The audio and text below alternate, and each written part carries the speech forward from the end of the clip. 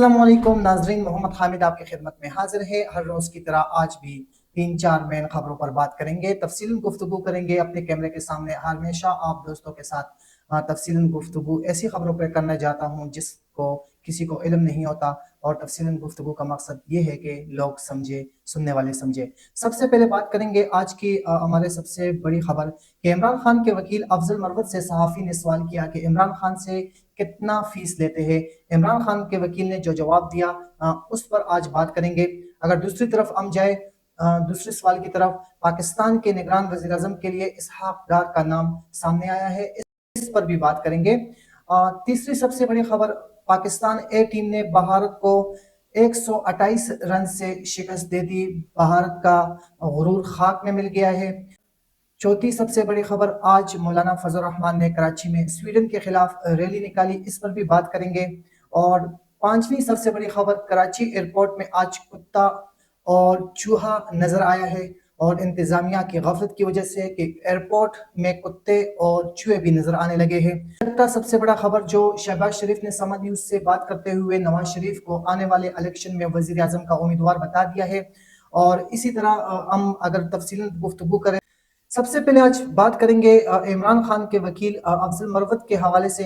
अफजल मरवत जो कि इमरान खान के मौजूदा वकील है और बहुत सारे केसेस में वो इमरान खान के वकालत कर रहे हैं, उनसे सहाफ़ी ने सवाल किया कि सर, अगर आप इमरान खान का केस लड़ रहे हो और बहुत सारे केसेस से जो आप लड़ रहे हो और लोगों के भी आप केस लड़ रहे हैं, तो इमरान खान से आप कितना फीस लेते हैं, कितना फीस चार्ज करते हैं? तो वकील ने बहुत ही खूबसूरत जवाब दिया, जो जवाब सुनकर आप लोग हैरान हो जाएंगे।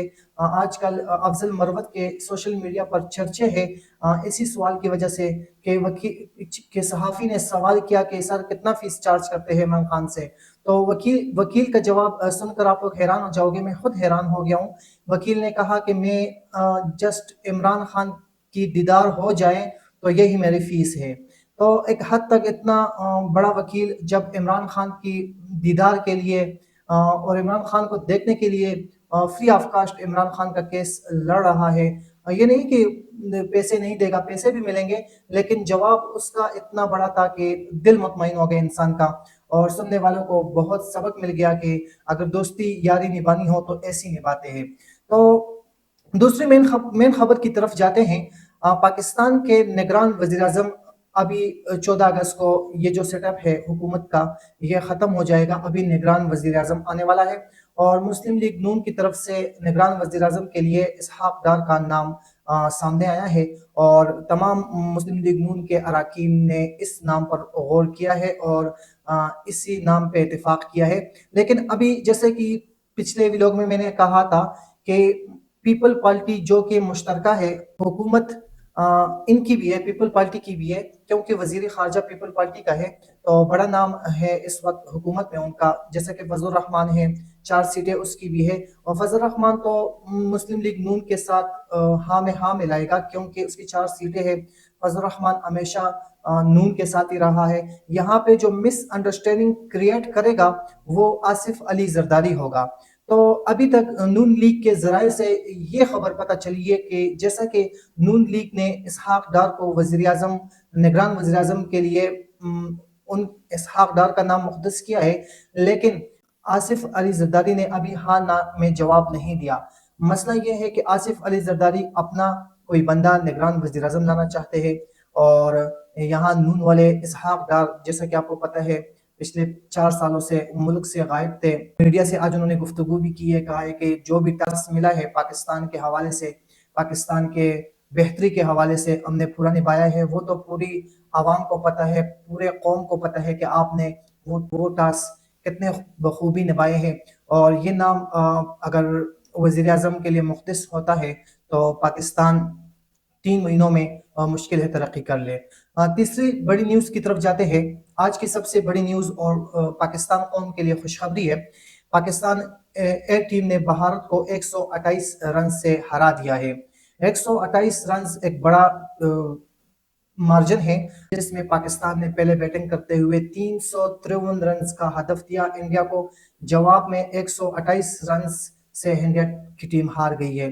तैयब ताहिर जो लाहौर कलंदर से खेलते हैं, انہوں نے ایک شاندار بیٹنگ کی ہے، شاندار سینچری کی ہے، 71 گیندوں پر 108 رنز بنا کر سینچری سکور کی ہے اور ٹیم کی کامیابی میں انہوں نے اعلیٰ کردار ادا کیا ہے۔ سبزادہ فرحان جنہوں نے ایک اچھی اننگز کے لیے انہوں نے 65 رنز بنائے ہیں، سیم ایوب نے 59 رنز کے ناقابل شکست اننگز کے لیے اوپننگ بلے باز تھے، انہوں نے کافی اچھے سٹروک لگائے۔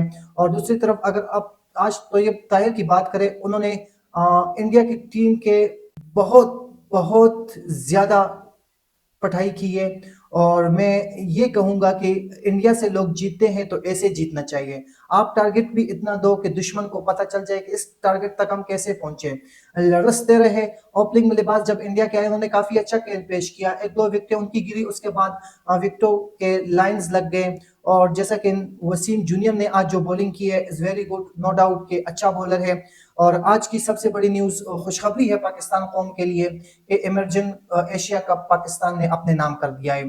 کراچی ایئرپورٹ میں آج کتا بھی نظر آیا ہے اور چوہا بھی نظر آیا ہے۔ یقین جانے کہ ایئرپورٹ ایک ایسا ایریا ہوتا ہے جہاں پہ قوم ملک کا پتہ چلتا ہے کہ یہ کس کیٹیگری کا ملک ہے۔ ایئرپورٹ میں آپ کو پتہ ہے انٹرنیشنل لوگ بھی آتے ہیں، انگریز آتے ہیں، گورے آتے ہیں، مطلب یورپ سے لوگ آتے ہیں، بہت سارے ہر قسم کے لوگ جب پاکستان آتے ہیں یا اسلام آباد ایئرپورٹ میں وہ اترتے ہیں یا کراچی ایئرپورٹ میں، تو یہ ایک ایسی جگہ ہے جہاں سے ہماری پہچان ہوتی ہے۔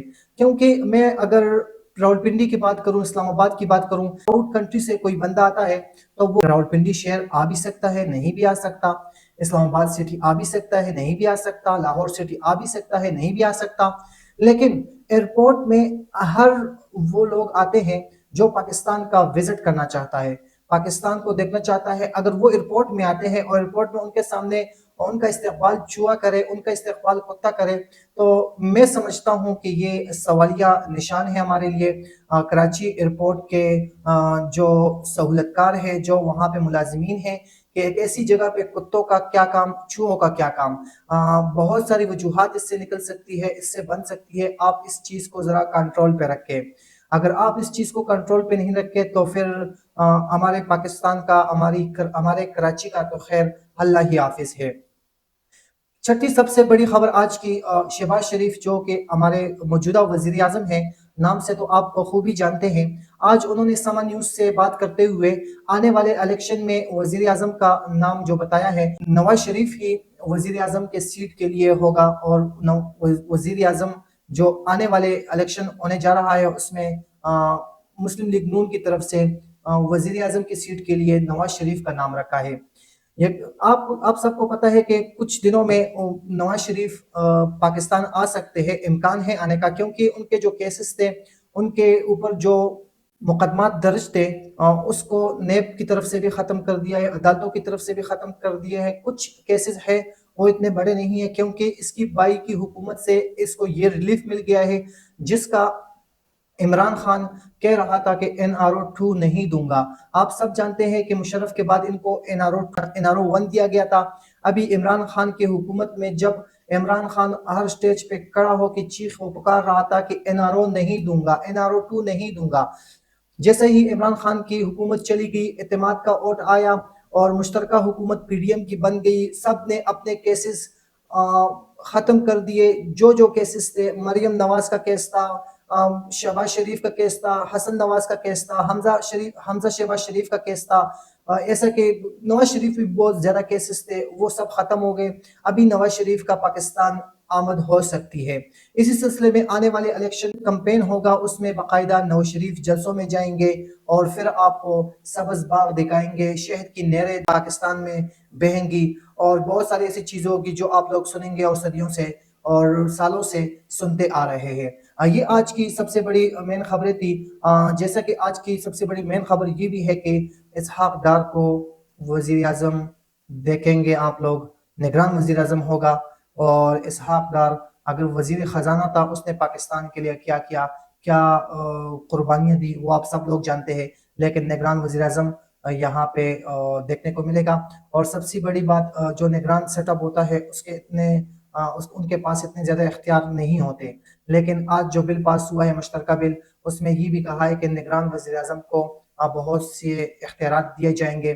اختیارات کا مطلب یہ کہ جو بھی مشکلات مخالف پارٹیوں کے لیے رکھنا چاہیں گے وہ نگران حکومت سے یہ لیں گے، کیونکہ حکومت تو نگران ہوتی ہے لیکن چلاتے وہی ہے جو پیچھے بیٹھے ہوتے ہیں اور انہی کی باتوں پر عمل کیا جاتا ہے۔ سب کے سامنے ہے کہ KPK میں نگران حکومت ہے وہ کیا کر رہی ہے، پنجاب میں نگران حکومت ہے وہ کیا کر رہی ہے، بہت سارے باتیں ہیں جو موجودہ حکومت کر رہی ہے اور اس پہ نگران حکومت عمل درآمد کر رہی ہے۔ انشاءاللہ نیکسٹ ویڈیو میں ملیں گے اور مجھے دیجیے اجازت، اللہ حافظ۔